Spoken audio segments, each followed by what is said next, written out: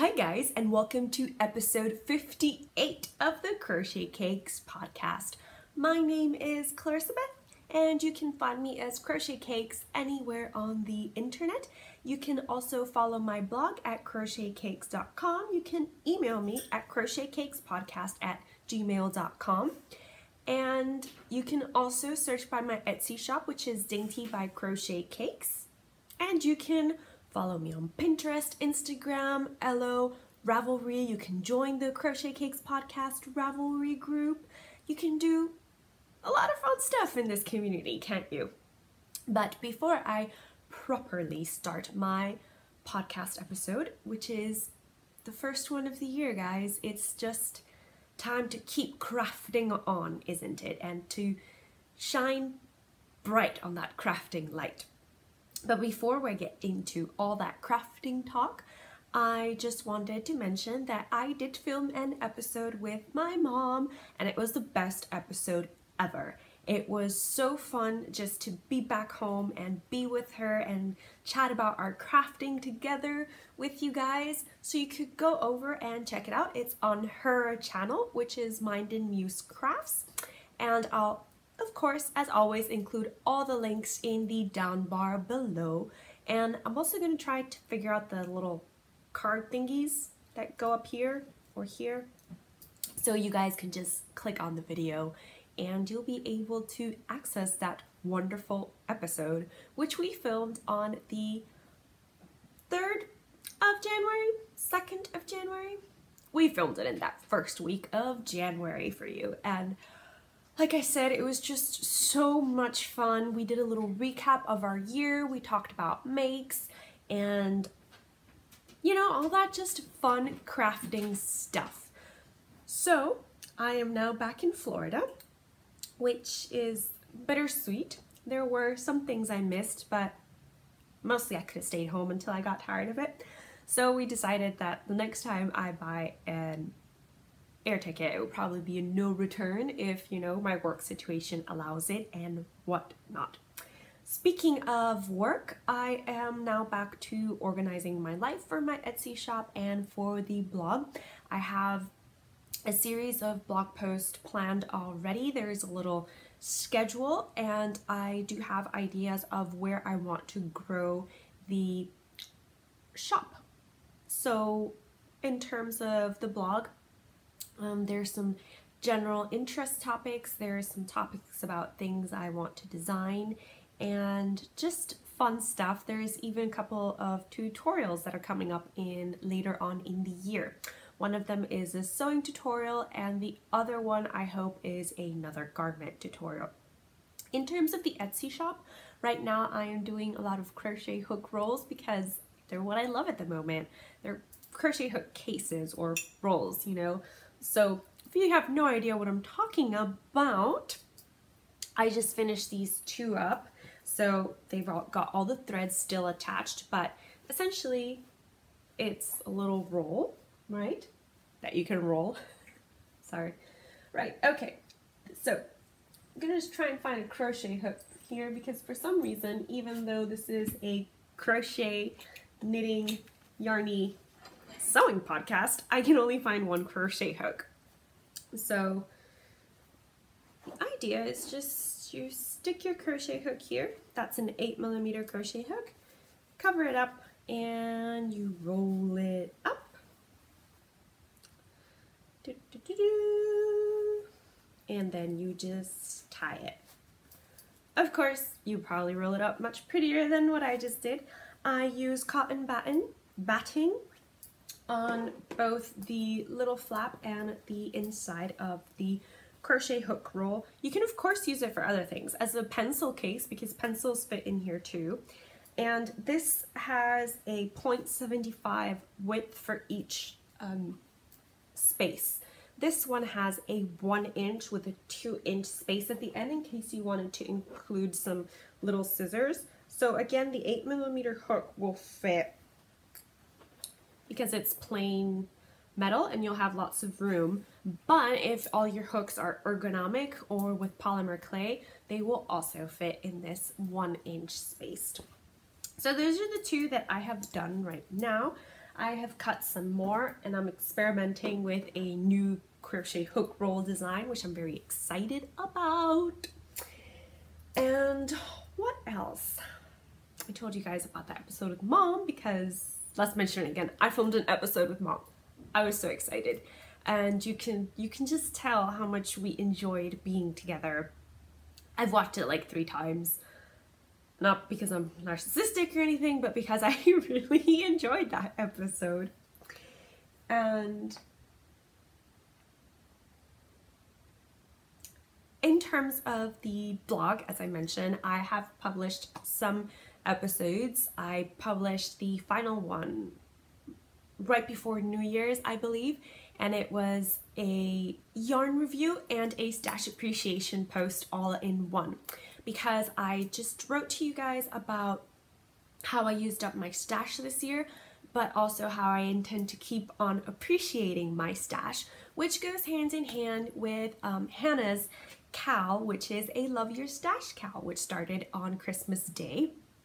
And you know, it can also coincide with the Christmas Eve cast-on that Faye and Charlie of the Love Charlie Crochet podcast are hosting, or you know, with the Christmas Eve cast-on that Bob Wilson was hosting if you have stash that you're using for that project. So in terms of stash appreciation, I just did a small list of 4 things I do whenever I'm overwhelmed by my stash, and I just want to show it some love, because after we carefully curate our stash, then we're overwhelmed and we start kind of like neglecting our stash and going, oh, I just don't want to look at it, but we keep on adding to it without sometimes remembering what we have in the stash. So kind of with that idea in mind, I kept my little journal and I just kind of started craft on, right? And the first 6 items on this list are things that I need to finish that I carried from 2018. So those are the Jemimah socks, the Aster top, the angel face turban, the secret garden dress, and the Ollivander shawl. I'm not including here the Spicier Life blanket because that's the blanket. I want to enjoy every crafting moment of it. I do have some goals. So the secret garden dress, I want to have it finished by April, if possible. And I also included some new items that I want to crochet up. So one of the first ones is actually a knit project, and it's part of the Hanging Rock Designs collection by Emma Potter. And what I want to do, you know, funnily enough, I actually have to buy yarn for, but I will also be using a hank of the yarn that's in my stash. And it is her lovely lacy scarf, and it's just knit using, she uses Stylecraft Specialty K. I shall be using Karen Simply Soft in the bone colorway because I want it to match the linen stitch hat that I designed. So this design, you can find it in my blog. I also did a video tutorial, which is linked to in my blog, but you can also find it in the YouTube channel. And if you love this super fluffy pom-pom, then it's saved on my Instagram stories. It's Crochetcakes, as I said. But anyway, I love matching hats and shawls or scarves. So I already have a hat this color and I like the way it fits, so I want to have a shawl for it now. And I have plans to make 2 Treasure Island shawls, which was a pattern that Hannah from the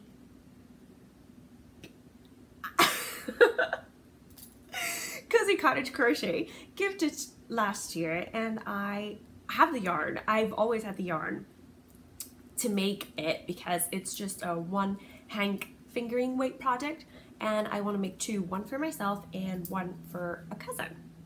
I also plan to make a crochet garment that I really can't remember the name of right now, but it's from an issue of Inside Crochet, so I'll just insert a picture for your viewing pleasure right now.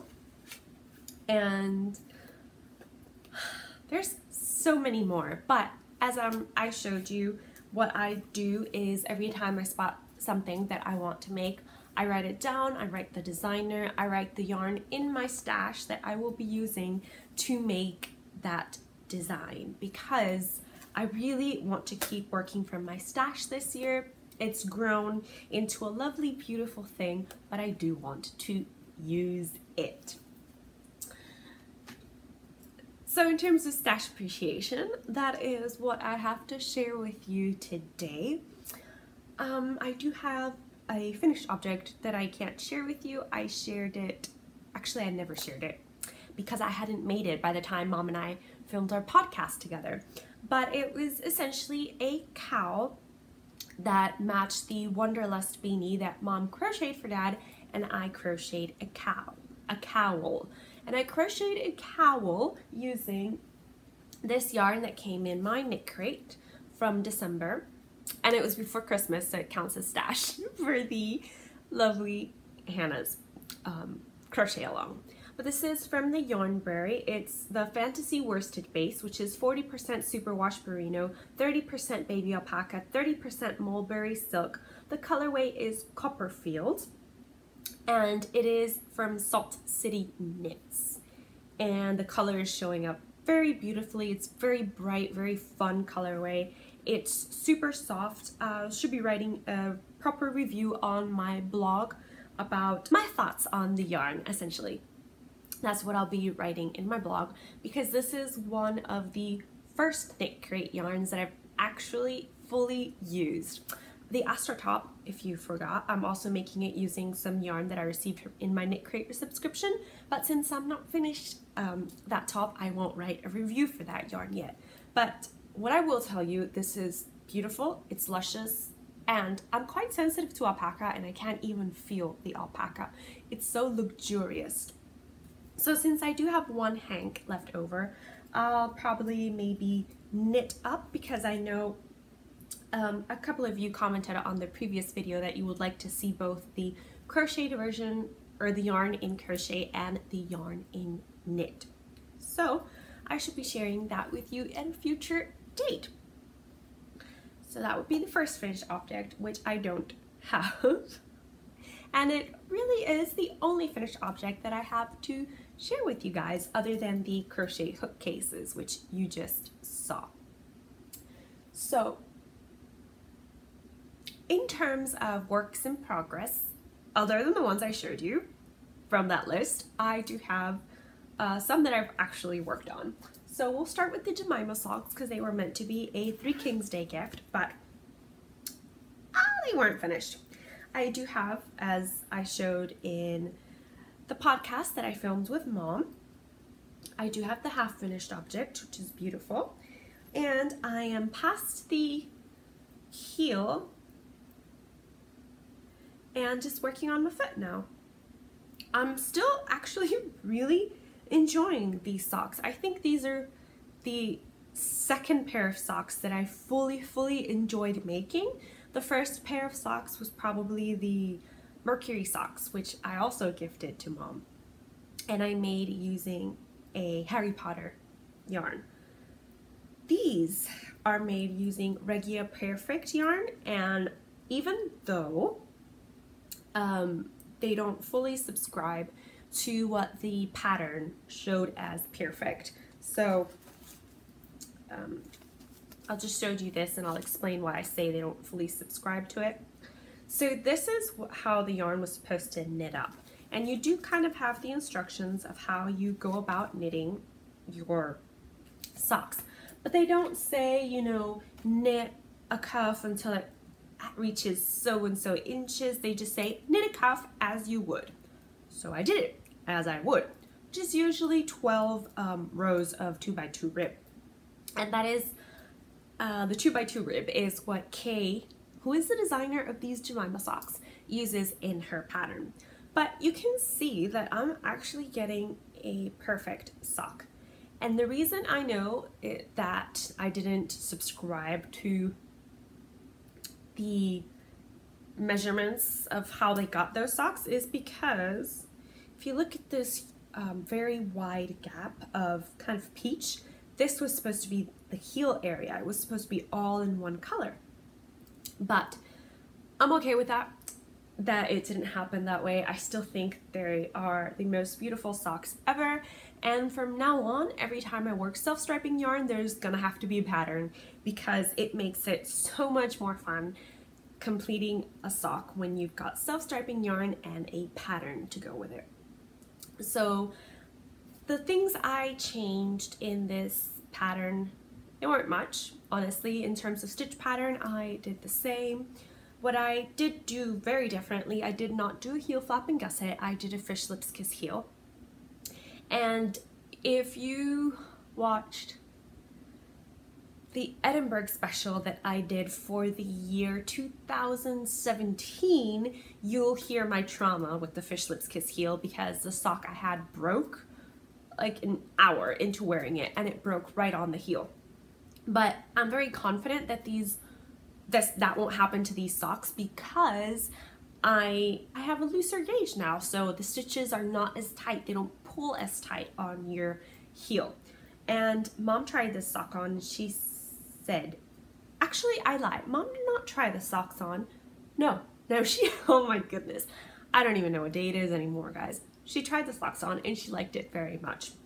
And I have to say that even if you don't like the Jemimah sock pattern, you should, I highly encourage you to purchase it because the toe that Kay includes is the umbrella toe. That's what she calls it, and it's beautiful. It is my favorite toe of all time, and I will now be incorporating this toe decrease into every single sock I make.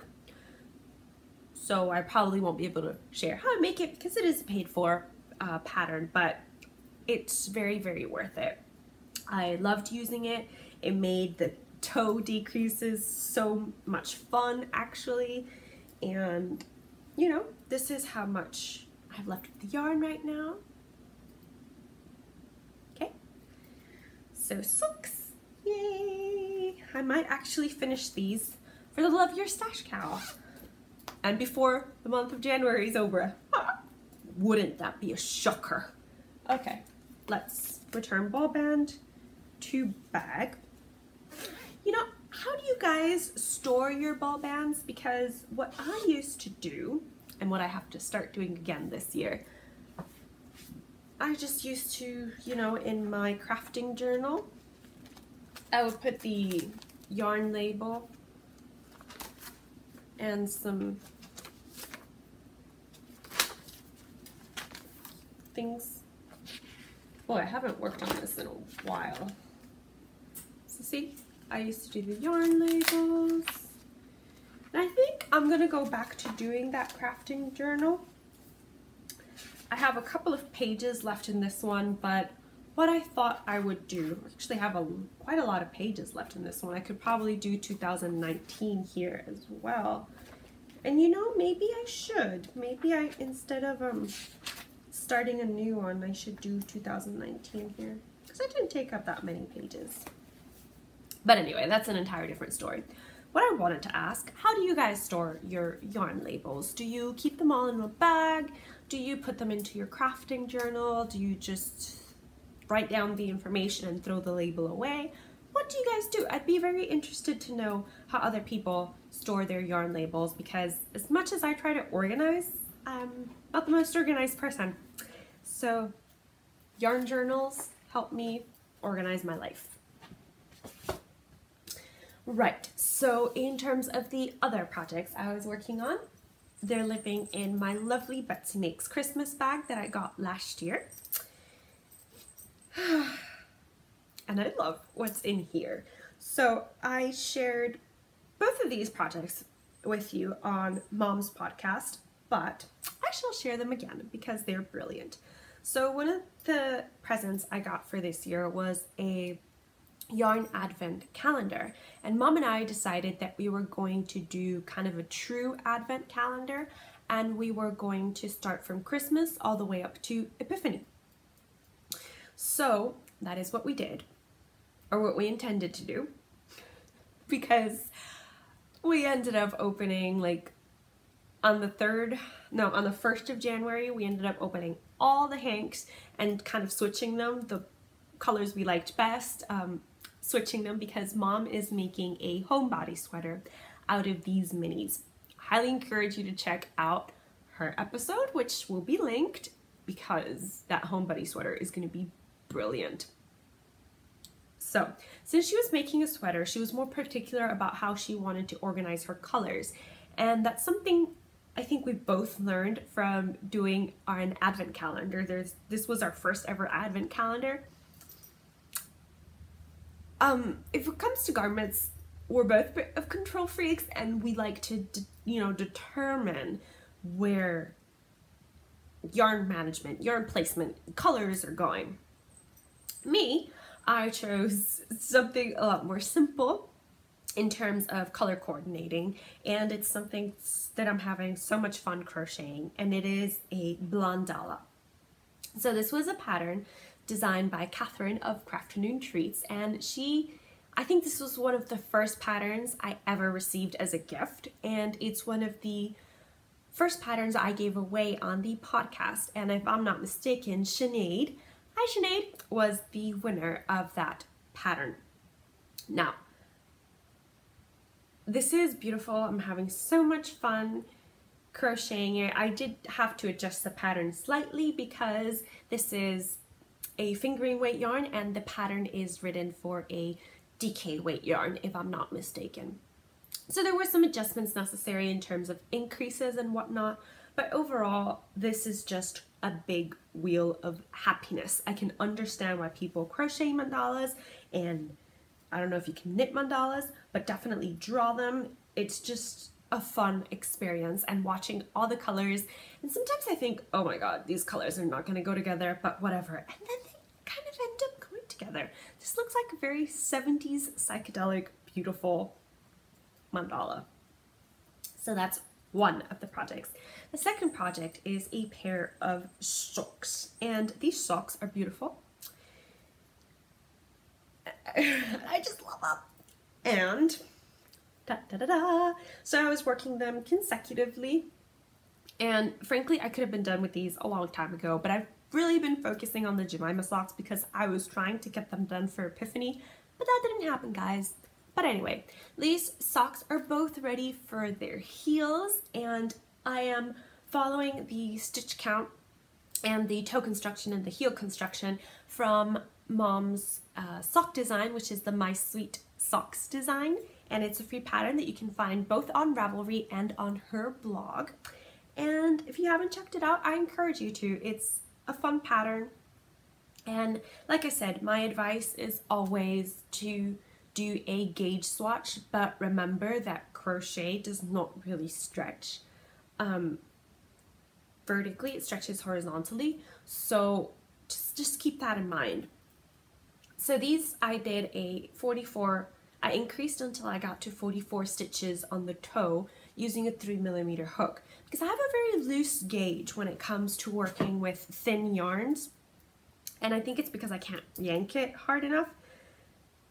So yeah, loose gauge, and I tried them on and they were fitting, but I did increase to 48 stitches now because I know that the hardest part is to get the sock to fit correctly over the heel. Now I'm just going to try it with the 48 stitches now of working that heel flap, but I might increase to a 3.25mm hook just when I'm joining in that first round to make sure there is enough room, because right now there's a lot of room here. There's nothing pulling on it, there's nothing tightening on the foot, so they're okay. But once you get that heel in and you close off for that join, that's a whole different story. So this area is the hardest to get a good fit because you're working the heel and then you start joining to these stitches here and then going up. So yes, all that to say, I'm very much enjoying these socks. I'm using an extended single crochet stitch, which is not the stitch called for in the My Sweet Socks pattern. It is the stitch used in the Gorman Street toe-up socks. So I guess these socks are a hodgepodge of different sock patterns.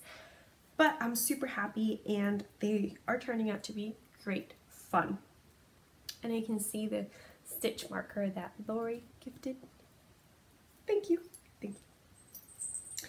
So that is it in terms of crochet socks. I've worked a little bit on the DK version of the Shield Maiden pattern, but I'm very upset with it because I don't think I'll have enough yarn. You know, but this is a good lesson because I was trying to design the DK weight version of the pattern and I have like 10 grams of yarn left, and this is all I managed to do of the front or back. I haven't decided which one it's going to be. So it's not even complete. Now, what is this going to mean for the garment? I have two options. I can try and find a matching yarn in my stash to complete the front or the back, or I can frog it all the way back down to here and start using up more of these yarns. But then I won't have enough for the sleeves, and I really wanted this version to have sleeves. So that's why I'm just working on it slowly because I'm still undecided of what I actually want to do with it. And the other little bit I wanted to share with you that is yarny related and not so yarny related are some little gifts that I received over Christmas. So one thing that was waiting for me when I got home was a letter from Mary Grace, hi, in which she included some lovely loose leaf tees and a beautiful stitch marker. And I think I actually stored the stitch marker away with the tees, so I'll have to go rescue it. But they were lovely. Then that's actually one of the tees that's in here. It's actually cold, but you can't see it. It was a jasmine pearl tea, and she wrote down all the information, where the tea, what flavor the tea is, where she got it from, and a website where I can also get it if I like it. And it was beautiful. Thank you so much, Mary Grace. It was just, it made me very happy.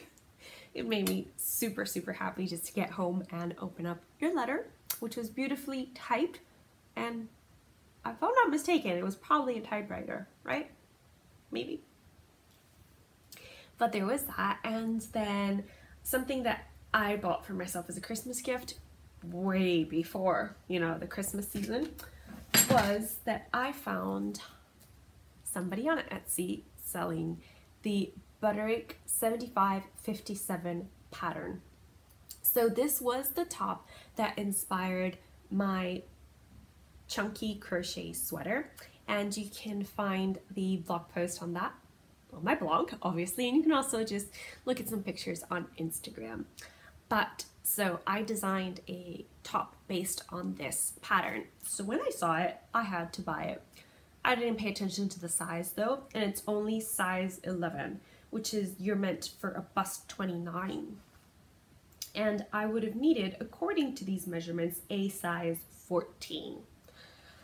Now, I haven't opened it and I haven't cut it because I don't know if it'll fit, but you can go read By Gum By Golly's blog post on the versions she did of this top. It's also linked on my blog, and she had a lot of issues with sizing and she was using a size 14.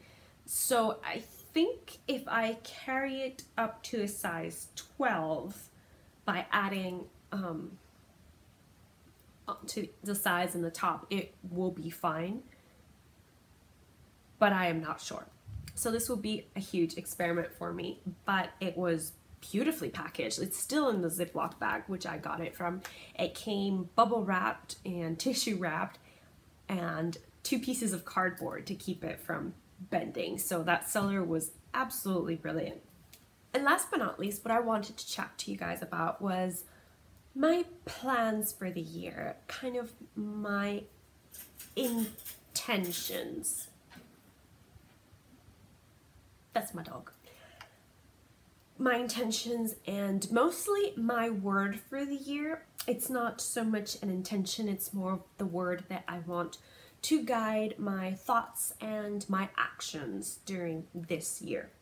One thing I noticed during the year 2018 was that I had a lot of problems figuring out where I was and the state I was in, and I kept trying to push myself beyond what I was capable of doing in that mental state, and it affected everything. It affected my emotional life, it affected my crafting life, and it, you know, it got to the point where I didn't want to get out of bed sometimes and things like that. And one of the things that kind of changed my perspective was that I joined Emma's Patreon page, and at that point she only had it for kind of magical community, let's say. Now she has opened it up to crochet and knitters as well, and she does special things for everybody. But her weekly letters and her monthly love letters really helped me kind of internalize and zen and figure out where I was and where I wanted to go, which kind of led to my word for the year. And my word for the year, or my phrase for the year, is actually self-awareness. So self-awareness is a noun. It means conscious knowledge of one's own character, feelings, motives, and desires. Introspection, being honest with yourself, honestidad con uno mismo. It means knowing your own strength and weaknesses, but not judging yourself for them, but encouraging yourself to transform, to internalize that fear and know that in a way the fear is protecting you, but moving beyond that fear. So that is what I want to do this year. I want to be more self-aware of me so I can then be more aware of other people's feelings and how to help other people. So basically it's all about acceptance and spreading love by first loving ourselves and then moving that love outward and sharing it with the world. Another thing I'm really trying to do is practice yoga every day, and I follow Yoga with Adrienne. She's always been my favorite YouTube yoga instructor, and 2 years ago, I believe, she started a 30-day yoga journey that you start on the 1st of January just to start your year with intention. And this year, the topic or the theme of the yoga practice is dedicate. So dedicate time to yourself, dedicate yourself to the yoga practice, and just kind of be mindful of where you are. I think all that goes with self-awareness as well. Meditation, it's just taking at least 5 minutes a day to just breathe, inhale, exhale consciously. I think alleviates so much stress and just helps us clear all the passage, you know, all the pathways in our bodies. Whew. That was a lot of emotional stuff packed into one episode, right? But it's the new year. It's time to renew, shine bright, inhale good, exhale bad. So thank you for joining me today, guys. If you liked the video, then give it a thumbs up. If you haven't subscribed and you would like to do so, then please do. I do have some plans to grow the channel in terms of, as I discussed, a podcast in Spanish, which is still in the works because I do want to kind of focus it with some Hispanic, Latin American, Spanish-speaking designers, or patterns that are available in both English and Spanish. So that does mean that if it's something I design, it has to be in both English and Spanish. And if it's something somebody else designed, it has to be available in Spanish. So yeah, those are some plans that if you don't want to miss, then please click the subscribe button. Don't be shy, comment. I love reading your comments, and yeah, you can send me any messages anywhere. I will read them, I promise. and I will get back to you in a timely as manner as possible. So once again, thank you for joining me and spending a little bit of your crafty day with me. I hope I made you smile. I hope I lifted your spirits. And if not, at the very least, I hope I kept you company. So thank you so much and have a happy crafting. Bye! Está frío el té. Pero sabe bueno. So, whatever.